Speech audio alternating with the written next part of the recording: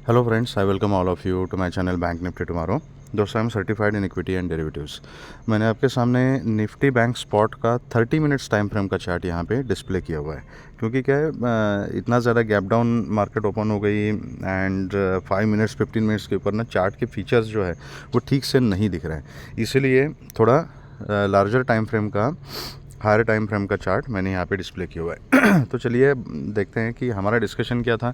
एक तो निगेटिविटी है, ग्लोबल क्यूज़ निगेटिव है, एंड जो टेक्निकल्स हमें दिखा रहे थे चार्ट के ऊपर, उसको मैंने कंपेयर करके आपको बताया था कि हाउ दी सेलिंग प्रेशर और the negative cues are affecting the market, and वो हमें न्यूज़ बेस से and as well as technicals से, मतलब चार्ट से किस तरीके से समझ में आ रहा है। आज मार्केट ने क्या किया, हाई प्रोबेबिलिटी थी कि मार्केट निगेटिव ही रहेगी। हुआ क्या, मार्केट बहुत ज़्यादा गैप डाउन खुल गई। अब gap down and gap up में दिक्कत यही होती है, समस्या यही होती है कि सपोज अभी इतना ज़्यादा मार्केट गैप डाउन खुली यहाँ पे, मतलब 500 के आसपास क्लोजिंग थी एंड सीधा खुली 250 के आसपास, 250 के जोन में, मतलब 250-300 पॉइंट जब गैप डाउन मार्केट खुलती है ना, तो ये रैली तो आपकी चली गई। सपोज़ अगर मार्केट यहीं पे फ्लैट खुलती, यहाँ थोड़ा सा एक 5-10 मिनट स्पेंड करके फिर अगर इस लेवल को तोड़ देती ना, तो वो जो सेलिंग प्रेशर मिलता, उसका एडवांटेज हम लाइव मार्केट में ले सकते हैं, because our setup is clear, levels are clear. तो confidently we can take a position towards sell side, या मतलब पुट की पोजीशन ले सकते हैं, एंड फिर ये 250 पॉइंट जो है ये हमें आसानी से मिल जाते हैं। एंड उसके नीचे जब उसका मार्केट कंटिन्यू करती है ट्रेड करना, तो पूरी की पूरी रैली हम कैप्चर कर सकते हैं with a trailing stop loss, ठीक है। लेकिन ऐसे में क्या हो जाता है कि इतना ह्यूज गैप डाउन जब मार्केट खुलती है, तो फर्स्ट ऑफ ऑल ये जो गैप था ये रैली तो चली गई, इसका हमें कोई एडवांटेज नहीं मिला, क्योंकि ये ओवरनाइट ये पोजीशंस बनी है एंड सीधा मार्केट को गैप डाउन खोल दिया। तो ये पॉइंट्स तो अपने हाथ से चले गए। हाँ, अगर किसी ने पोजीशन कैरी की होगी तो डेफिनेटली उनको खुलते के साथ ही अच्छा खासा प्रॉफिट मिल गया है, ठीक है, अच्छा खासा मिला प्रॉफिट। मतलब 2-3 लॉट में भी लोगों ने 15-15, 20-20 हज़ार रुपये का प्रॉफिट यहाँ पे कमाया मार्केट को खुलते के साथ ही, ठीक है। लेकिन इट इज़ वेरी रिस्की, मतलब carrying a position is not less than a gamble, right. अगर आप स्ट्रैटेजी बेस्ड कुछ ट्रेडिंग करते हो, स्पेशली आप सेलर हो एंड पोजीशन कैरी करते हो, तो अलग कहानी है। बट एज अ बायर एक सिंगल नेकेड पोजीशन को कैरी करना, it is always very risky, ठीक है। तो उसकी कोई गारंटी नहीं होती। ओके, तो यहाँ पे अभी किस तरीके से काम किया जा सकता था। तो खुलते के साथ ही मार्केट यहाँ पे 250 के जोन में खुली एंड वहाँ से सीधा नीचे आ गई। जो पहला अपना नीचे की तरफ अपना टारगेट था कि 47,000 के आसपास मार्केट जा सकती है, 47 के नीचे फिर मतलब 950 47,000 का जोन, एंड उसके पीछे फिर 850 वगैरह की बात हमने की थी। मार्केट ने किया क्या, खुलते के साथ ही सीधा मार्केट चली गई 47,930 के जोन में, ठीक है। तो यहाँ पर आप एकदम से क्या पोजीशन लोगे, बहुत फास्ट काम करना करता है। तो जितने एक्सपीरियंस ट्रेडर है, अगर खुलते के साथ कुछ पुट की एक आधी पोजीशन ली होगी तो ठीक ठाक सा प्रॉफिट मिला होगा। उसके बाद एक बाउंस बैक करने की मार्केट ने कोशिश की। अब यहाँ पे समस्या क्या होती है मैं बताता हूँ आपको।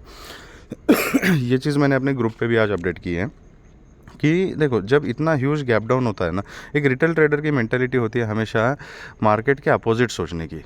तो मार्केट अगर डाउनफॉल दे रही है तो वो यहाँ पे क्या करता रहेगा, सपोर्ट को ढूंढने की कोशिश करेगा, ना कि रेजिस्टेंस को। इसीलिए कल भी एनालिसिस के वीडियो में मैंने ये बोला था आपको कि एटलीस्ट फॉर टुमारो मैं कॉल के बारे में नहीं सोचूंगा, कॉल को अवॉइड करूंगा। मेरी स्ट्रैटेजी होगी सेल ऑन राइज की, क्योंकि मार्केट अभी नीचे जा रही है, करेक्शन मोड में आ रही है।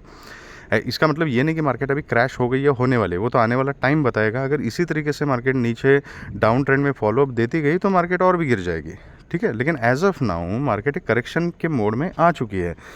तो कॉन्फिडेंटली कॉल लेने का कोई रीज़न मेरे पास है नहीं जब मार्केट सामने से गिर रही है and global queues and everything is negative, chart is also indicating the negative science, ठीक है। लेकिन रिटेल ट्रेडर क्या करता है कि इतना ह्यूज गैप डाउन हो गया एंड उसके बाद भी मार्केट और 200-250 पॉइंट नीचे गिरी है, ठीक है। ये सोचता है कि अभी मार्केट यहाँ से एक पुल बैक देगी। कुछ लोग पोजीशन कैरी करके गए होंगे, जो भी है वो अपना स्क्वायर ऑफ करेंगे, तो उससे एक क्या है, प्रॉफिट बुकिंग की रैली आ जाएगी। यार देखो, मुझे एक बात बताइए, आप किस चीज़ के लिए ट्रेड करते हो? मतलब मार्केट के साथ जाओगे। कंसिस्टेंट प्रॉफिट करने के लिए हम ट्रेड करते हैं, that is the first thing. तो कंसिस्टेंट प्रॉफिट की प्रोबेबिलिटी किस चीज़ में ज़्यादा है, मार्केट के साथ चलने में या मार्केट के खिलाफ चलने में? ठीक है, मार्केट के खिलाफ चलने का ट्रेड जो है 10 में से 2-3 बार सक्सेसफुल हो सकता है, लेकिन 6-7 बार वो फेल होगा। लेकिन मार्केट के साथ अगर चलोगे तो हो सकता है कि 2-3 बार आपका स्टॉप लॉस हिट हो जाए, लेकिन 6-7 बार आपका ट्रेड आपके डायरेक्शन में चलने की प्रोबेबिलिटी जो है वो ज़्यादा हो जाती है। And that is why I said कि मैं कॉल का ट्रेड थोड़ा सा अवॉइड ही करूँगा। अब यहाँ पे क्या होता है कि ये जब एक छोटा सा पुल बैक आ गया है यहाँ पे 100, 150, 200 पॉइंट का, अब इसके बाद फिर से जब रिजेक्शन आ गया ना, तो यहाँ पे सेल करने की अपॉर्चुनिटी थी हमारे पास। लेकिन इस समय क्या था, it is a little dicey situation, आपको एक्सपीरियंस से समझ में आ जाएगी कि यहाँ पर एक डबल बॉटम का टाइप का एक पैटर्न बनने की प्रोबेबिलिटी दिख रही थी कि उस टाइप का पैटर्न बन सकता है। लेकिन पैटर्न देखो, पैटर्न हमेशा आपको चार्ट के ऊपर कहीं ना कहीं बनते हुए दिखेंगे, लेकिन किस समय कौन से पैटर्न को हमने प्रायोरिटी देनी है एंड कौन से पैटर्न के लिए हमने सेटअप बनाना है, ये बहुत सारे फैक्टर्स पे डिपेंड करता है। And you have to take a decision very carefully over there कि अभी ओवरऑल क्या चल रहा है। सेलिंग प्रेशर है, अभी इतना ह्यूज गैप डाउन हो गया और उसके बाद इतना फर्स्ट कैंडल में इतनी सेलिंग अगर दिख रही है, तो यहाँ से डबल बॉटम बना के फिर से रिकवर करने की प्रोबेबिलिटी जो है वो कम है कंपैरेटिवली। ठीक है, उसमें क्या होता है, उसमें ट्रैपिंग हो सकती है और मार्केट ट्रैप करने के लिए ऐसे काम करेगी। लेकिन अगर आपने यहाँ पे पुल बैक के बाद यहाँ पे अगर मार्केट के डायरेक्शन में अगर पोजीशन ली है, मतलब मार्केट अगर नीचे जा रही है, आपने पुट की पोजीशन ली है, तो उसके सक्सेसफुल होने की प्रोबेबिलिटी ज़्यादा है। तो जिन लोगों ने यहाँ जो कंसोलिडेशन हो रहा था ना, इस कंसोलिडेशन में पुट की पोजीशन ली थी, उनको अच्छा खासा प्रॉफिट यहाँ पे मिल गया। मार्केट फर्दर गिरी 9:30 के बाद और 7:30 तक और 200 पॉइंट उनको मिल गए। And that is the advantage of going with the flow. तो मार्केट के साथ साथ चलो। जिन लोगों ने यहाँ पे काउंटर ट्रेड लेने की कोशिश की थी, उनका कहीं ना कहीं ट्रैपिंग हो गई, स्टॉप लॉसेस हिट हो गए, ऐसा कुछ ना कुछ तो हुआ है। ठीक है, इसलिए मैंने क्लियरली अपने ग्रुप पे बोला था कि पैटर्न चाहे कुछ भी बने, लेकिन मैं खुद कॉल की पोजीशन जो है वो अवॉइड करूँगा, कोई रीज़न नहीं है उसका। ठीक है, एनीवेज, अब आगे किस तरीके से हम काम कर सकते हैं तो ये कंटिन्यूस एक पैटर्न में मार्केट नीचे आ रही है, नेगेटिविटी तो है ही। तो फर्स्ट ऑफ ऑल रही बात कॉल की, तो कम से कम ये जब तक ये 48,050 का लेवल है, इसके ऊपर जब तक मार्केट नहीं निकलती ना, तब तक कॉल का कोई सिनेरियो बनेगा नहीं। इसके ऊपर भी थोड़े से चांसेस है। कुछ लोग जो है वो 9:30 के ऊपर भी है, जो रिस्की ट्रेडर्स है वो कॉल की पोजीशन इनिशिएट कर सकते हैं। तो 9:30 के ऊपर 4850 का एक रेजिस्टेंस आ जाएगा, इसके ऊपर फिर 250। लेकिन ये जो अभी करेक्शन का फेज़ मार्केट का चल रहा है, ये करेक्शन का फेज़ तभी ख़त्म हो जाएगा जब मार्केट फिर से 48,000 के ऊपर ट्रेड करना शुरू करेगी एंड 48,250 का जोन जो है उसके ऊपर निकल जाएगी। तब फिर से मार्केट हम बोल सकते हैं कि अपना अप ट्रेंड रिज्यूम कर रही है। As of now market correction के मोड में ही है। तो पर्सनली मेरी स्ट्रैटेजी ये रहेगी कि जब तक ये 250 के लेवल के ऊपर नहीं जाती ना मार्केट, तब तक मैं कॉल के बारे में थोड़ा सा अवॉइड ही करूँगा। स्ट्रैटेजी मेरी रहेगी सेल ऑन राइज की। अगर ये फ्लैट खुल के कहीं ऊपर जाती है, 9:30 48,000 के आसपास की रिजेक्शन लेती है, तो यहाँ पर मैं पुट की पोजीशन बनाना प्रेफर करूँगा। इसके ऊपर ये अल्टीमेट रेजिस्टेंस है 48,050-70 का जोन है, यहाँ पे रिजेक्शन लेती है, तो यहाँ पर मैं पुट की पोजीशन बनाना प्रेफर करूँगा। अगर गैप अप खुलती है और गैप अप खुल के सीधा कहीं ना कहीं 48,000 के आसपास, 48,100 के आसपास अगर गैप अप खुलती है, तो हो सकता है कि दिखाने के लिए एक झटके में मार्केट ऊपर चली जाए और फिर 250 के आसपास रिजेक्शन लेके वहाँ से डाउनफॉल कंटिन्यू करें। तो 250 is a deciding level for me personally, कि इसके ऊपर ही मैं थोड़ा सा कॉल के बारे में सोचूंगा। तब तक मेरी स्ट्रैटेजी सेल ऑन राइज ही रहेगी। ज़्यादा से ज़्यादा क्या हो जाएगा, फ्लैट खुल के अगर कंटिन्यूस ऊपर जाती है, 250 तक अगर निकल जाती है, तो एक कॉल की रैली निकल जाएगी, कुछ फ़र्क नहीं पड़ता यार, कुछ फ़र्क नहीं पड़ता, मार्केट दोबारा खुलेगी। लेकिन उसमें क्या है, एक इंडिकेशन मिल जाता है कि एक रेड कैंडल यहाँ पे बन गई। सपोज़ मार्केट कल फ्लैट खुलती है, 250 तक चली जाती है और ऊपर ही क्लोजिंग देती है, तो फिर हमें समझ में आ जाएगा, क्लियर कट इंडिकेशन मिल जाएगा कि भाई मार्केट में अभी बायर्स फिर से आ गए हैं। तो नेक्स्ट डे के लिए मैं स्ट्रैटेजी बना सकता हूँ कि अभी फिर 250 के ऊपर इसका फॉलोअप आ जाता है, तो फिर कॉन्फिडेंटली मैं कॉल ले सकता हूँ, मेरे पास रीज़न है कॉल लेने का। लेकिन एज ऑफ नाउ कॉल लेने का कोई रीज़न नहीं है, तो my setup will be sell on rise. चाहे वो फ्लैट खुल के ऊपर जाए, मैं रेजिस्टेंस ढूंढूंगा, चाहे गैप अप खुल के ऊपर चली जाए, मैं रेजिस्टेंस ही ढूंढूंगा। अगर गैप डाउन खुलती है फ्लैट खुल के 730 के नीचे अगर निकलती है या 730 के नीचे ही खुलती है तो भी मैं पुट के बारे में सोचूंगा। अब इम्पॉर्टेंट चीज़ ध्यान देने वाली यहाँ पर है, थोड़ा सा ये लाइंस ज़्यादा है but can't help it, important lines हैं।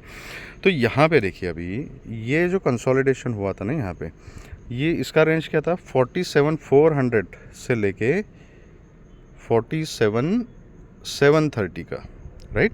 एंड इफ़ यू रिमेंबर जब मार्केट इस फेज़ में चल रही थी ना तो ये रेंज के बारे में हमने डिस्कस किया था। अब 730 के नीचे अगर मार्केट आती है ना तो ये 500 एंड 400 के लेवल आसानी से मिल जाएंगे। उसके नीचे निकलती है तो फिर मार्केट यहाँ पर जो है फिर से 47, 300, 270, 250 का जो जोन है यहाँ तक भी आ सकती है। तो बेसिकली 730 को ब्रेक करने के बाद इस कंसोलिडेशन जोन में मार्केट एंटर करेगी एंड फिर इसके लोअर एज तक भी मार्केट आ सकती है, और उसके नीचे अगर निकलती है तो फिर से डाउनफॉल कंटिन्यू हो जाएगा। तो अगर 730 के नीचे आती है तो 500, 400 तक की ईजी टारगेट्स है, इसके नीचे फिर 300, 250 तक मार्केट जा सकती है। उसके आगे हम ट्रेल कर सकते हैं फिर 47,000 तक, ठीक है। तो these are the important levels. Call की पोजीशन 48,250 के ऊपर ही मैं सोचूंगा। Okay, this is about bank Nifty. अब निफ्टी में किस तरीके से काम करना है, निफ्टी का चार्ट क्या कह रहा है और हमारा डिस्कशन निफ्टी में क्या था। Just give me a moment. Yes, okay, तो निफ्टी में देखिए कितना बढ़िया स्ट्रक्चर अभी यहाँ पे ये बन चुका है।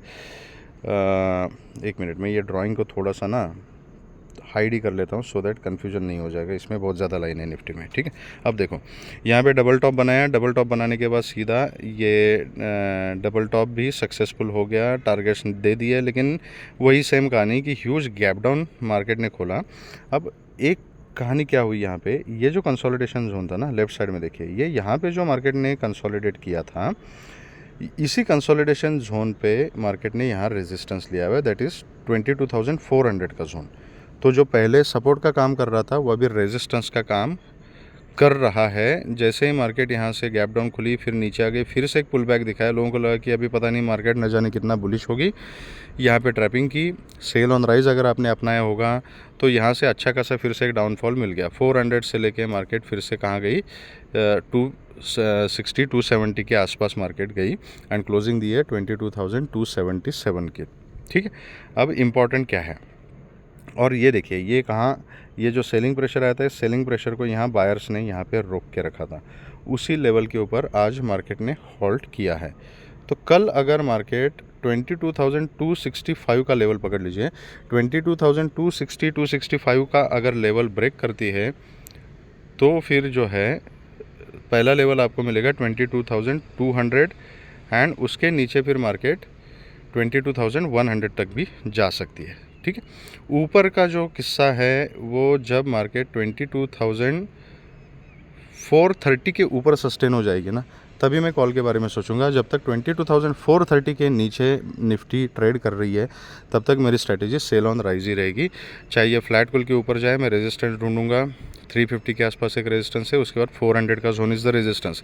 गैप अप खुलती है तो रेजिस्टेंस के लेवल ये सेम ही रहेंगे। अगर 430 के ऊपर सस्टेन हो जाती है तभी मैं कॉल के बारे में सोचूंगा और फिर ये गैप फिल करने के लिए मार्केट आ सकती है। ये same cases in bank Nifty also 250 के लेवल के ऊपर गैप कवर करने के लिए आ सकती है, इसीलिए मैंने बोला कि वहाँ पर भी मैं 250 के ऊपर ही कॉल सोचूंगा। अगर गैप डाउन खुलती है एंड 22,260 के नीचे अगर गैप डाउन खुलती है, definitely I am interested in put only, नीचे के जो टारगेट्स है वो सेम रहेंगे। तो इस तरीके से हम अपना सेटअप बना सकते हैं। इम्पॉर्टेंट चीज़ ये है कि इतने ज़्यादा सेलिंग प्रेशर जब मिलता है, एक ट्रेंड में मार्केट चलती है, एक डायरेक्शन में मार्केट चलती है, कृपया करके क्वांटिटी को इंक्रीज़ मत करना, ठीक है। क्वांटिटी को जब आप इंक्रीज़ करते हो तो मार्केट जब इतनी ऊपर नीचे अपनी वोलेटिलिटी दिखाती है और इतना स्पीड से सेलिंग प्रेशर दिखाई देता है मार्केट में, तो क्या होता है कि प्रीमियम जो है वो एक झटके में बढ़ते हैं और घटते भी हैं। तो अगर क्वांटिटी ज़्यादा है और एक आधी कैंडल भी अगर अपोजिट डायरेक्शन में लग जाती है ना, मार्केट ने जाना तो नीचे, अगर ट्रेंड नीचे का चल रहा है तो नीचे जाएगी, लेकिन बीच में एक आधी कैंडल जो ऊपर की तरफ लग जाती है उसमें क्या है, आपको बहुत ज़्यादा लॉस दिखाई देना शुरू हो जाता है एंड आप पोजीशन से निकल जाते हो। और जैसे आप निकल जाते हो पोजीशन से, फिर से मार्केट अपना डायरेक्शन रिज्यूम करती है एंड एक अच्छी खासी रैली दे जाती है and then you start regretting कि अरे यार मैंने तो फालतू में ही अपना पोजीशन स्क्वायर ऑफ कर दिया। वो स्क्वायर ऑफ क्यों होता है? डर की वजह से, और डर तब लगता है जब आपकी क्वांटिटी ज़्यादा होती है। तो क्वांटिटी कम रखिएगा, कम क्वांटिटी में भी अच्छा खासा प्रॉफिट मिलेगा। अब दूसरी चीज़, ये सब चीज़ें this is bound to happen because अभी इलेक्शन का टाइम आ रहा है। ग्लोबल क्यूज़, ये वो फलाना ढिमका, जो कुछ भी हो, अपना मार्केट अपनी चाल चलता है। सबसे इम्पॉर्टेंट क्या है कि अभी इंडिया विक्स जो है वो 11-12 वगैरह इस रेंज में चल रहा था। अब ये इलेक्शन का जब दौर आ जाएगा ना, ठीक है, तो मार्केट सुप्रीम होती है यार। मार्केट को समझ में आता है कि आप किस तरीके की सोच रखते हो, किस तरीके से अपना सेटअप एंड स्ट्रैटेजी बनाते हो। तो अभी इलेक्शन का दौर जैसे पास में आएगा तो इंडिया विक्स जो है वो बढ़ेगा। इंडिया विक्स जो बढ़ेगा उसके बाद क्या हो जाएगा, ऑप्शन के प्रीमियम जो है वो बढ़ेंगे। मार्केट यही चाहती है। अगर ऐसा नहीं होगा तो फिर मार्केट चलेगी ही नहीं। ठीक है, तो आप समझ लो, अपना हिसाब किताब लगा दो, थोड़ा सोच विचार करो। कुछ क्लैरिफिकेशन है तो कमेंट सेक्शन में बता देना, मैं उसका जवाब देने की कोशिश करूँगा। तो ये वोलेटिलिटी अभी बढ़ेगी, विक्स बढ़ेगा, प्रीमियम जो है वो बढ़ेगा, ऐसे ही होगा। तो इसीलिए क्वांटिटी कम रखिएगा, डर नहीं लगेगा। जितना प्रॉफिट मार्केट दे रही है उतना लेके ट्रेडिंग को क्लोज कीजिएगा। अगर आपको वीडियो पसंद आया है तो please hit the like button and please subscribe कर दीजिएगा। Thank you very much friends and all the very best.